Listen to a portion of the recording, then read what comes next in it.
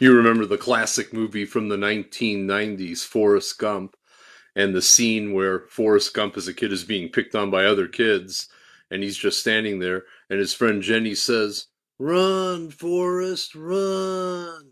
And Forrest takes off and finds out that he can run really, really fast, and he got out of there in a hurry. Well, in Genesis 31, God tells Jacob, "Get out of there." And Jacob's like, "All right, guys, let's get out of here." Genesis 31, Jacob heard that Laban's sons were saying, "Jacob has taken everything our father owned and has gained all this wealth from what belonged to our father."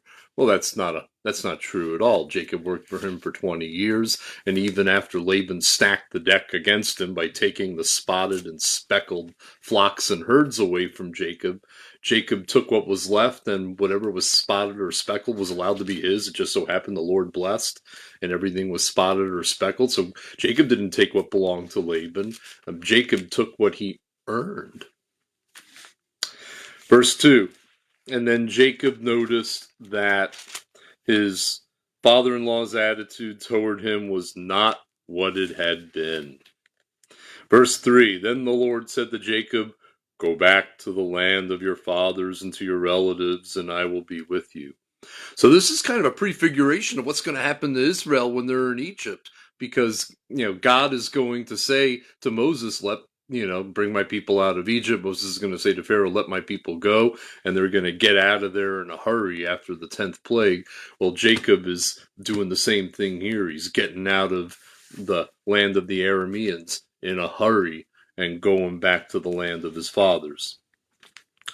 Verse 4, so Jacob sent word to Rachel and Leah to come out to the fields where his flocks were.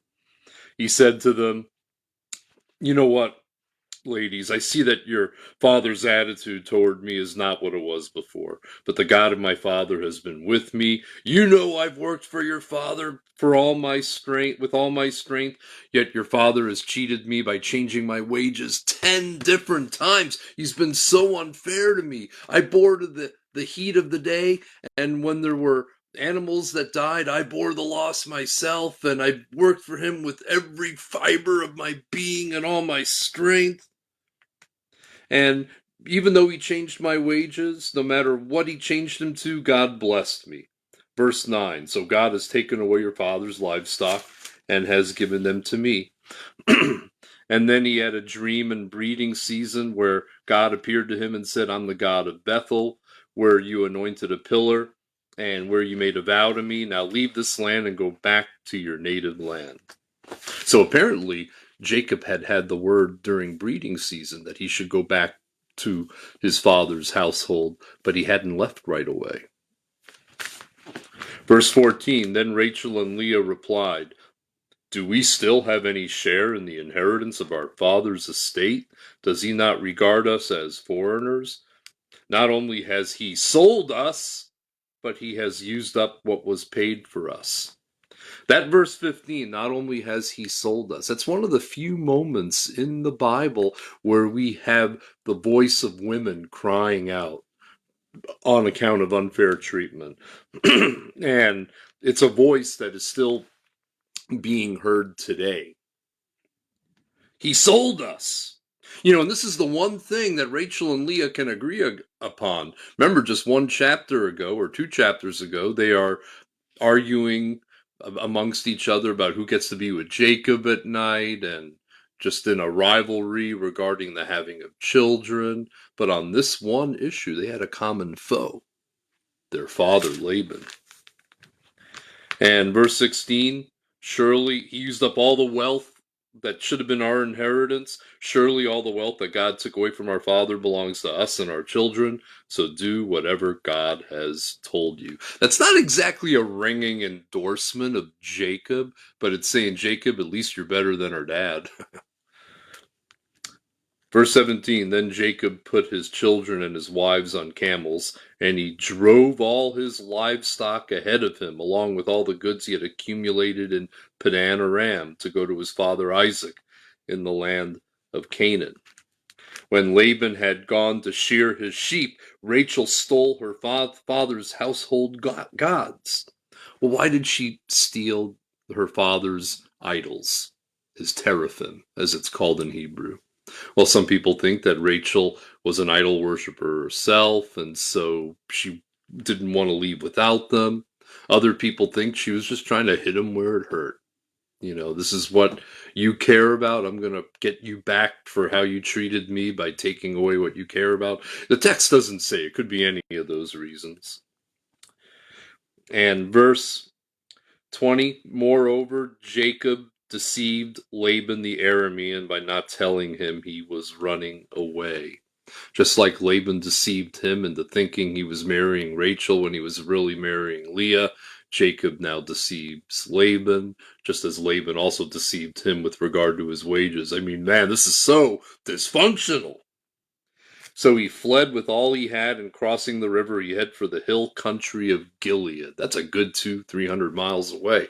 He's really driving his flocks hard to make a getaway as fast as he possibly can. Verse 22, on the third day, Laban was told that Jacob had fled. Taking his relatives with him, he pursued Jacob for 7 days and caught up with him in the hill country of Gilead. So this is just like the Exodus story where the Israelites go and then the leader of the country or the region pursues them into the wilderness. I mean, this is getting us ready for the next book. History repeats itself. Then God came to Laban the Aramean in a dream at night and said, be careful not to say anything to Jacob, either good or bad. Well, he's not going to listen to that. He's going to say bad things anyway, you know. Guy is stubborn. 25. Jacob had pitched his tent in the hill country of Gilead when Laban and his relatives overtook him and camped there too. And then Laban said to Jacob, what have you done? You've deceived me. And you've carried off my daughters like captives in war. Why did you run off secretly and deceive me? Well, deceiving is like the key word of this entire relationship. Works both ways. Why didn't you tell me so I could send you away with joy and singing to the music of tambourines and harps? You didn't even let me kiss my grandbabies goodbye. You've done a foolish thing. I have the power to harm you. But God told me in a dream last night, be careful not to say anything to Jacob, whether good or bad. Well, you just got finished saying stuff to Jacob, whether good or bad, and now you're saying God told you not to say anything, whether good or bad. That's sort of like me getting up in church and saying, I know I shouldn't say this, but blah, blah, blah, you know. The same sort of the situation. And then he says to Jacob, why did you steal my gods? Jacob answered Laban, I was afraid, because I thought you would take your daughters away from me by force. But if you find anyone who has your gods, he shall not live. He's assuming a he did it. In the presence of our relatives, see for yourself whether there's anything of yours.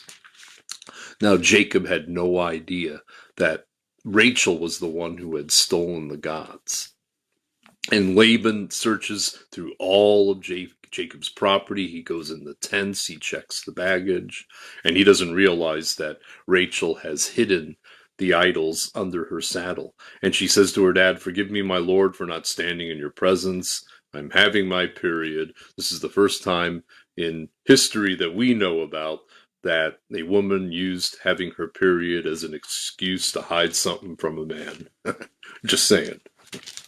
And then when he doesn't find anything, Jacob takes Laban to tasks and he says, come on, man.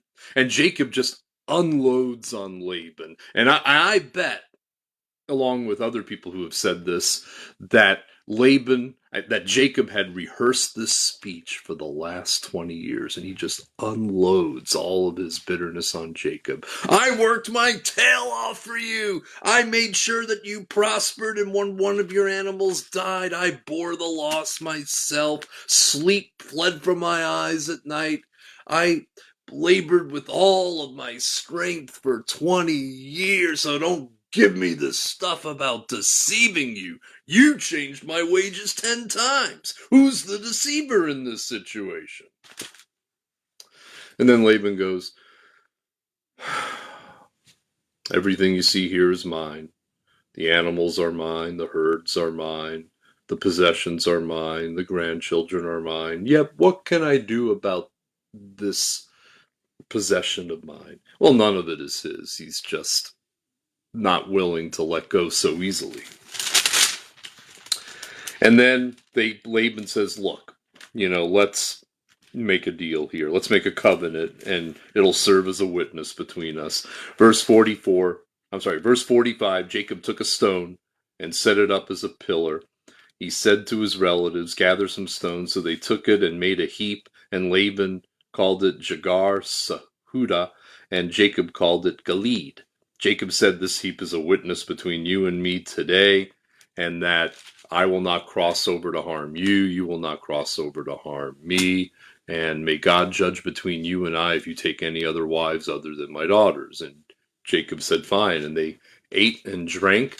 Laban kissed his grandchildren goodbye, and he went back home.